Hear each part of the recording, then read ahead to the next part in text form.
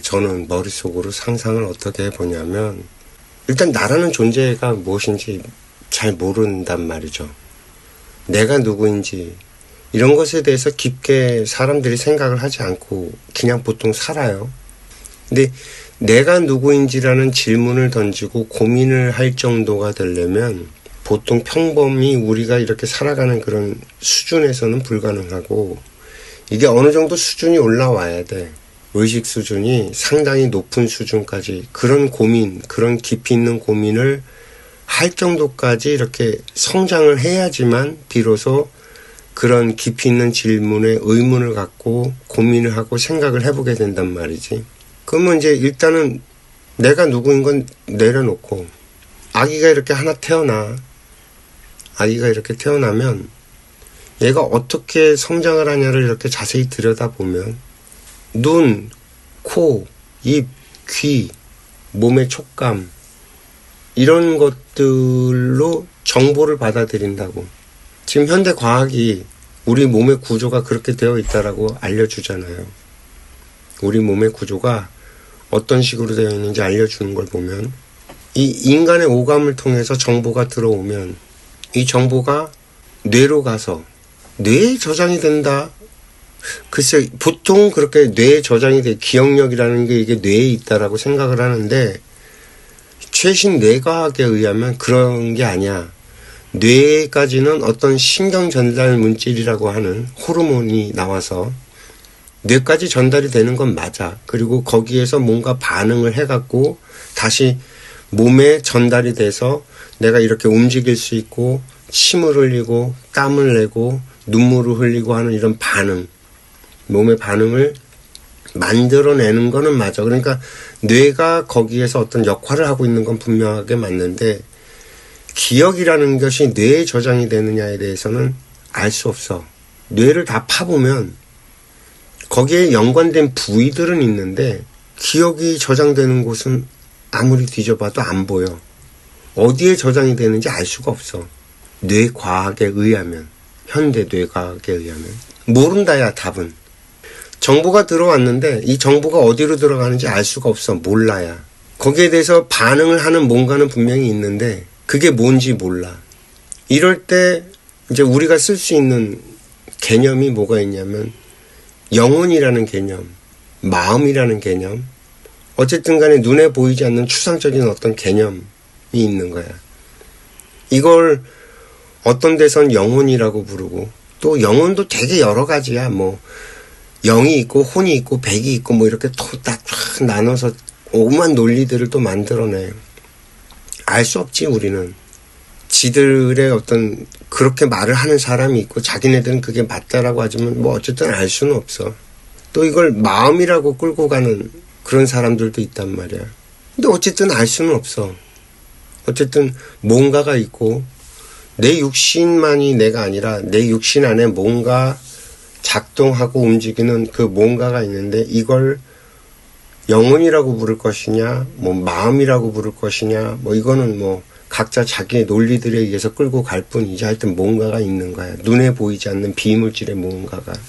근데 이 정보들이 계속 들어온다고. 비어있는 상태에. 그러니까 이렇게 상상을 해보는가. 아무것도 없는 백지 상태에 뭔가 정보가 들어와.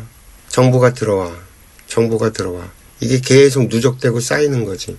계속 누적되고 쌓이면 그 정보들을 조합해갖고 내가 반응을 하는 거야. 나도 모르게.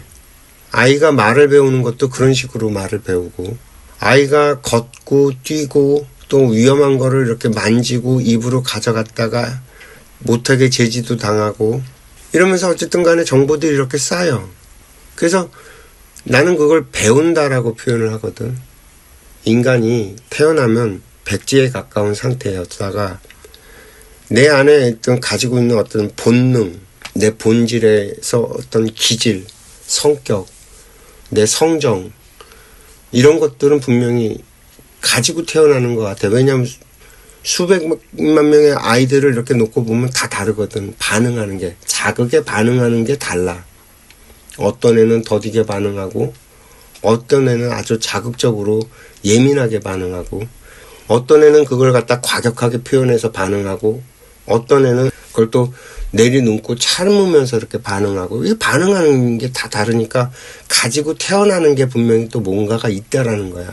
그것을 뭐라고 표현할지 모르겠지만, 또 과학에서는 그걸 유전적인 정보, DNA, RNA 하는 유전 정보에 의해 갖고 그게 만들어지, 부모로부터 물려받은, 조상으로부터 물려받은 유전 정보가 그렇다라고 해석을 하는데, 알 수 없어.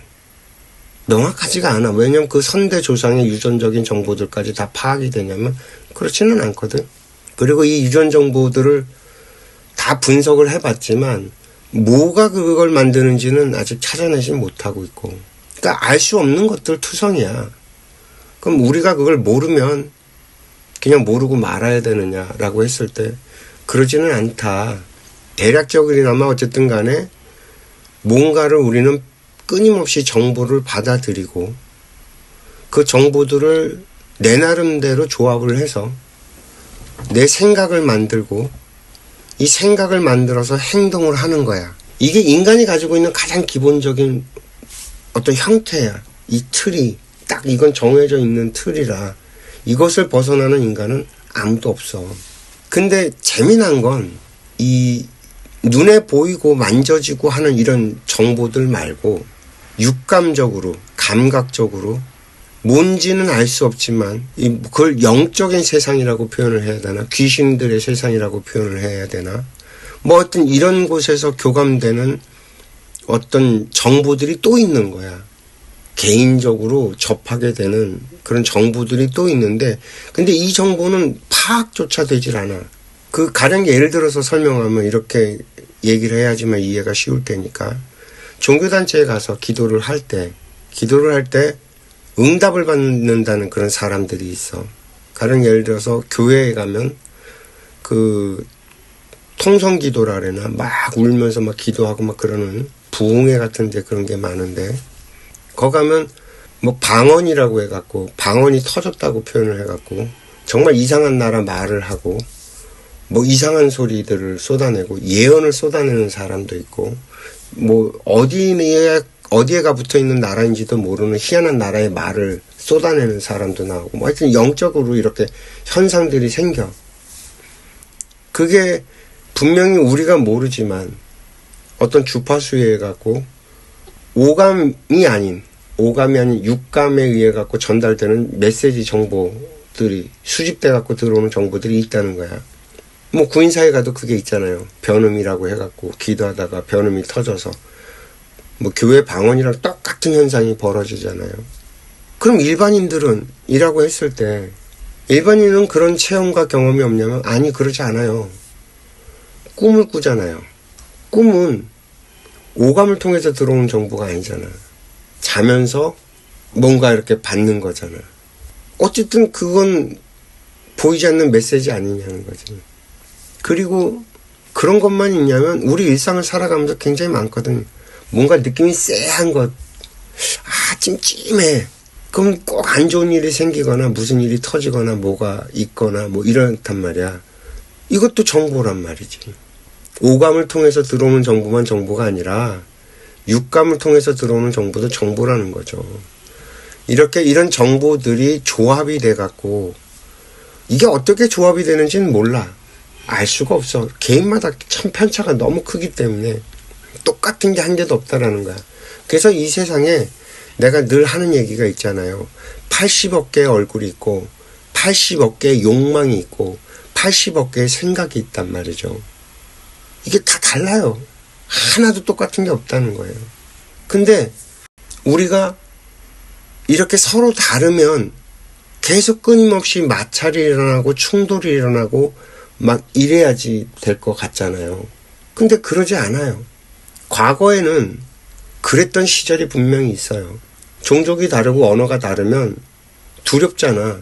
저 새끼네가 무슨 생각을 하는지 알지 못하니까 그 충돌이 해갖고 서로 죽고 죽이고 하는, 서로 잡아먹기도 하는 그런 원시 시절이 있었단 말이죠.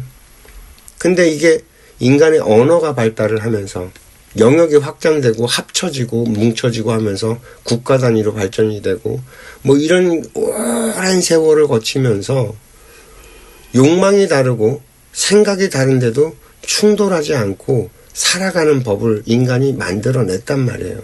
그리고 그런 수없이 많은 정보들을 축적시켜서 현대에 와서는 교육이라는 것을 통해서 이 사회, 그러니까 만들어져 있는 이 사회에 살아가는 방식을 언어로 터득하고 알 수 있게끔 미리 교육을 시키는 시스템이 만들어졌단 말이에요. 근데 이 학교 시스템이라는 것이 우리나라 이 한반도 이 땅덩어리 안에 들어와서 누구나 다 교육을 받는 이런 환경이 만들어진 거는 1948년 이후야. 대한민국이라는 게 수립이 되고 헌법이 만들어져서 헌법에 국민들, 이 나라 안에 살고 있는 모든 국민은 누구나 교육에 자유가 있고 국가는 그 교육을 갖다가 충족시켜줄 의무가 있다라는 이런 문구를 만들어 놓고 그래서 누구나 다 교육을 받아야 된다라고 선언을 한 그 이후에 학교라는 게 누구나 가야 되는 걸로 만들어져서 그것이 정착이 되는 기간이 또 오래 걸렸단 말이에요. 야, 우리 다 교육받아야 돼 하고 학교를 간 게 아니야. 그잖아. 한참 시간이 걸렸어.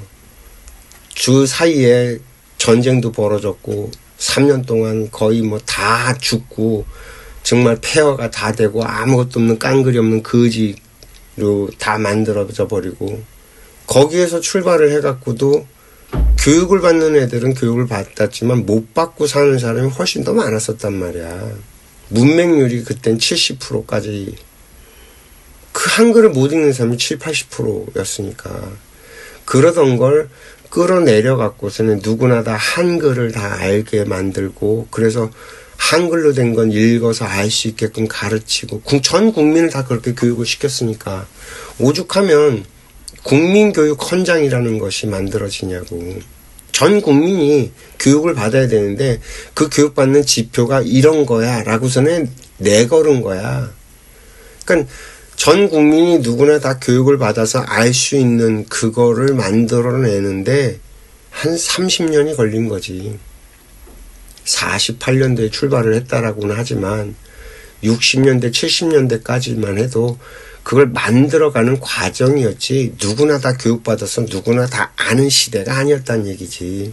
무식했다는 얘기야. 깜깜한 암흑시계였다는 얘기고 이 말은 다시 말하면 이 한반도가 뭐 반만년의 역사니 5천년 역사니 떠들어대는데 5천년 동안 전 국민의 80%, 90%는 글을 모르고 살았고 교육을 받지 않고 살았고 무식하게 살았다는 얘기라고. 전 국민이 다 무식했던 시절이야. 소수의 몇 명만 글을 알고 교육을 받고 눈을 뜨고 살았지 나머지들은 다 그냥 무지랭이로 사는 세월이 5천년이란 얘기야. 그걸 불과 20~30년 만에 바꿔낸 거야. 누구나 다 글을 알고 누구나 다 배워서 세상을 눈을 떠서 살아갈 수 있게끔 만들어준 거야. 이게 얼마나 어마무지하고 대단한 일인지. 천지개벽도 이런 천지개벽이 없거든. 사람이 사람답게 살 수 있는 건 오로지 교육을 통해서만 가능해요. 인간이 동물이 아닌 인간일 수 있는 존재 이유는 본능을 따르지 않고 힘으로 해결하지 않고 교육을 통해서 말로 서로 협의하고 의논하고 이렇게 만들어가고 하는 사회를 만들어갈 수 있기 때문이거든. 유럽이 왜 동양보다 먼저 발전을 하고 왜 먼저 성장을 했냐면 유럽의 누구나 교육을 받을 수 있는 문이 열려 있었기 때문이라고. 중산층이라고 하는 애들이 글을 읽을 수 있게 되면서부터거든. 그래서 내가 인쇄술이라고 하는 걸 굉장히 대단히 중요한 지표로 보는 이유가 그거예요. 구텐베르크가 1400년대인가 금속 활자로 책을 만들어낼 수 있는 인쇄술을 개발을 해내는 바람에 책을 누구나 읽을 수 있는, 물론 돈을 내가 비싸긴 했지만 그래서 누구나 읽을 수 있었던 건 아니지만 그래도 어쨌든 간에 못 읽게 하진 않았으니까 글을 배워서 읽을 수 있는 기회의 문이 열리기 시작한 게 그때부터거든. 그게 가능해지면서 재미난 거는 인쇄술이 발달하니까 항해 지도, 바다를 갖다 이렇게 건널 때 그 항해할 때 지도가 필요한데 항해 지도도 여러 장 찍어낼 수 있어지면서 항해 지도가 많아진 거야. 그러니까 배를 갖고 나가는 게 두려웠던 사람한테 배를 타고 바다로 나갈 수 있는 기회의 문이 열렸던 게 그 인쇄술이고, 결국에는 성경에 묶여 있었단 말이야. 교회, 교황. 유럽은 교회가 왕들보다 더 셌었어요, 옛날에는. 근데 그 권력의 힘이 뭐냐면 하나님을 믿는 이 성경을 교회가 갖고 있었거든. 근데 이 활자가, 금속 활자가 만들어지고 책을 찍어낼 수 있어지면서부터 뭐가 바뀌었냐면 왕들도, 귀족들도, 돈 많은 사람들도 성경을 가지고 성경을 읽을 수 있게 된 거야. 교회가 독점하던 걸, 그래서 가서 물어볼 수밖에 없었던 걸 성경을 보면서 자기가 공부하고 알 수 있어지면서 교회의 권력이 안 그래도 좀 약해지긴 했지만 서서히 무너지기 시작했던 계기가 됐던 거지. 그러면서 교회 개혁이 일어나. 교회도 기존의 그 캐톨릭, 거기에 반대하는 세력들이 만들어지기 시작하고 개신교가 그렇게 만들어져. 종교개혁이라고 하는 것들이 그렇게 일어나고. 참 이게 재미난 거예요. 사람이 글을 통해서 배우고 알게 되면서 교육에 의해서 깨어나면서부터 어디에 묶여있던 것들이 풀려나기 시작을 하게 되거든. 내 고정관념이 깨지면서 풀려나기 시작을 해. 그래서 유럽이 산업혁명도 일어날 수 있었었고 과학이 발전할 수 있었었고 이런 토대가 마련된 게 그래서 가능해. 사실 금속활자 대한민국이 최초라고 주장을 해요. 집지인이 뭐니 이래갖고. 근데 우리나라는 양반들만 책을 봤기 때문에 쌍놈들은 아예 글을 못 읽게 만들었단 말이야. 못 배우게. 그러니 기술이 있으면 뭐해. 책을 만들어서 쓸 사람이 없는데. 그 정도 쓰는 건 필사에서도 쓰고 금속 활자가 만들어져서 쓸 일이 없는 거야. 그런 환경과 배경이 만들어지지 않는 거야. 그러니 그냥 아무 의미가 없는 거지. 만들어졌다 하더라도. 근데 재미난 건 뭐냐면 우리나라가 개방이 되고 교육이 된 건 사실 1948년 이후인데 그 불과 짧은 한 30년의 시간 동안 이런 지금의 기반이 되는 이런 시스템을 만들었는데 우리가 받은 교육은 우리가 만든 게 아니야. 이 한반도에서 만들어진 교육을 우리가 교육받은 게 아니라 전 세계가 수천 년의 세월 동안 정말 죽고 죽이는 그 과정을 겪으면서 무수히 많은 그 아픔과 눈물을 머금고 만들어진 그 지식의 덩어리들을 우리나라는 고스란히 그냥 갖고 와서 배운 거야. 그러면 우리가 배운 게 답이냐면 답이 아니야. 인류가 살아온 그 역사의 과정, 그래서 지금 현재 이렇게 와 있다라는 그 상태들을 우리가 받은 거지 답이 아니란 말이야. 근데 교육을 받은 애들이, 머리가 좋은 애들이 이 사회에 거점을 마련하고 이 사회에서 중심 역할을 하게 되면서부터 지네들이 가지고 있는 지식으로 권력을 잡으면서 대학 교수니 뭐 이런 애들이, 그 서울대 출신 애들이 학벌체계니 뭐 이런 좋은 자리에 차지하고 앉으면서 답이 아닌 것들로 권력을 행사하면서 이 사회를 갖다가 아주 단단하고 굳건하게 만들어내. 그런 체제를 만들어내. 옴짝달싹도 못하게. 답이 아닌 것들로.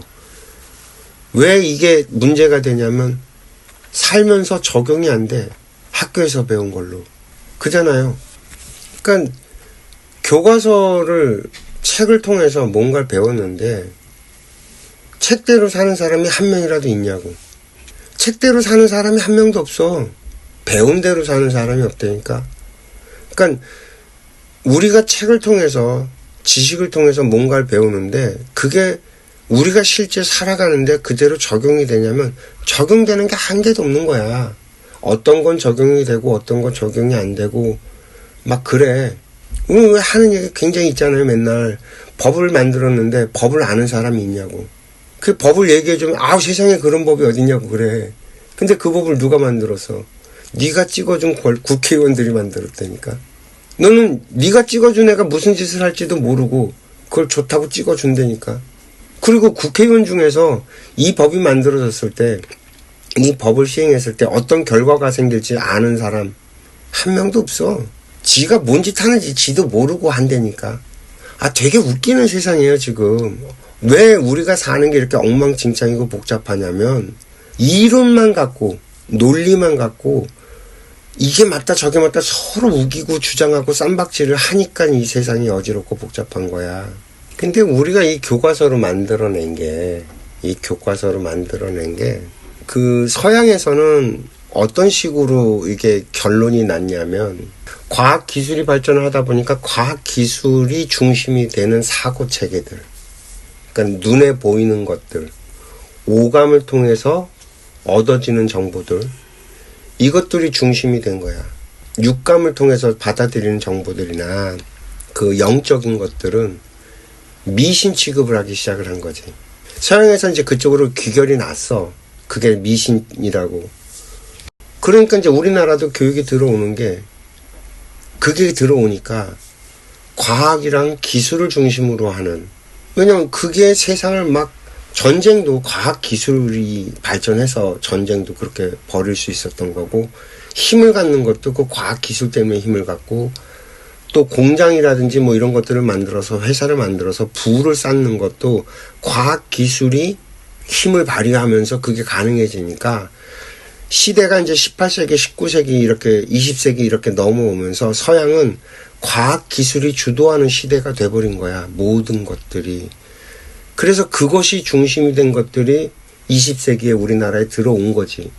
그러니까 기존에 우리나라는 어차피 나라도 말아먹었었고, 조선이란 나라가 말아먹었었고, 일제시대에 완전히 굴욕도 당했고, 그리고 새로 이제 나라를 만들어야 되니까 그 서양 애들이, 그러니까 일본이 망한 건 미국 때문에 망했잖아. 그리고 미군정이 우리나라에 들어와서 중심을 잡고 시작을 하니, 우리는 미국 애들이 가지고 있는 그런 것들을 중심으로 국가의 기반을 세울 수밖에 없는 조건과 환경이 그렇게 되어 있던 거지. 근데 과학 기술을 중심으로 하는 어떤 것들, 그런 교육들, 그런 정보들, 그런 지식들을 중심으로 나라의 근간을 채우다 보니 기존의 우리나라에 있었던 것들, 그리고 기존의 우리나라뿐만이 아니라 이 영적인 세계, 정신적인 세계에 있었던 모든 것들이 한순간에 그냥 뒤로 축 밀려버리는 거야. 근데 실제 우리 삶에서는 그거 갖고 해결이 되냐면, 과학, 기술 뭐 이런 것만 갖고, 정보 갖고만 해결이 안 돼. 그러니까 사람들이 종교를 갖게 돼. 교회를 가거나 절을 가거나 아니면 뭐 통일교를 가거나, 뭐 오만 종교, 대한민국에 있는 종교가 전 세계 종교 시장의 그 최고일걸 아마. 이런 나라가 없을 거야. 세상의 모든 종교는 다 있어. 그걸 믿는 사람들이 다 있어. 한 공간 안에. 근데 그렇게 되면 다른 나라에서는 전쟁이 일어나. 분열이 되고. 근데 우리나라는 그냥 살아. 각자의 종교들을 존중한다고 하면서 생각이 다른데도 그냥 살아. 되게 웃긴 나라야, 이 나라가. 정말 희한한 나라야. 미국이 자유스러운 나라 같지만, 미국이란 나라만 봐도요, 미국의 헌법의 근간은 기독교예요. 하나님을 믿는 나라라고. 미국의 근간은 기독교라니까. 하나님에 의해서 만들어졌고 하나님의 섭리를 구현하려고 만든 거라니까. 미국이란 나라, 그 건국 이념을 보면 그걸 하나님의 세상을 구현하기 위해서 이 나라를 건설한다고 되어 있다고. 그래서 모든 법령들과 뭐 이런 것들, 시스템의 체계 같은 것들이 그것에 맞게 구현돼서 발전한 나라야. 그러니까 이슬람이 들어와갖고 이슬람에 대해서 거부감이 많은 나라야. 종교 활동을 보장은 하지만 이슬람이랑 자꾸 부대끼는 게 그런 거라고.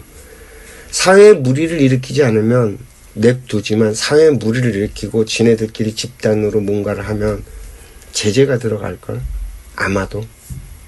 되게 재밌어요. 우리나라는 집단의 힘이 커지면 못 건드려. 집단의 힘이 커지잖아. 이상한데도 못 건드려. 종교는.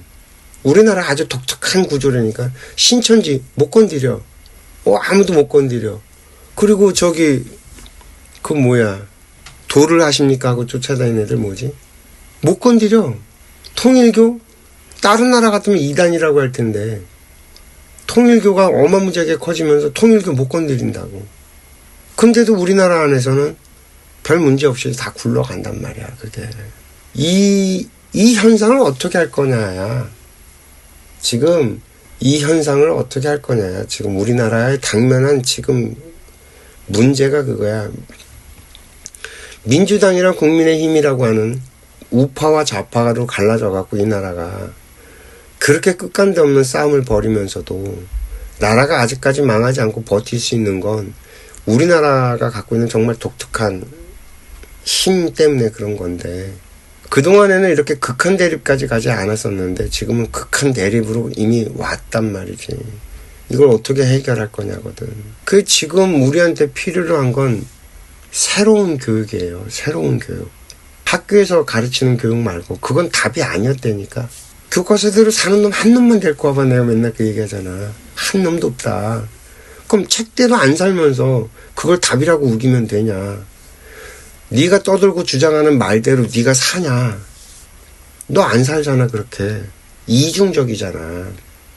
남한테 거짓말하고 사는 거 아니야. 거짓말 나쁜 거라며. 거짓말 안 하는 놈 한 명이라도 있냐 대한민국에.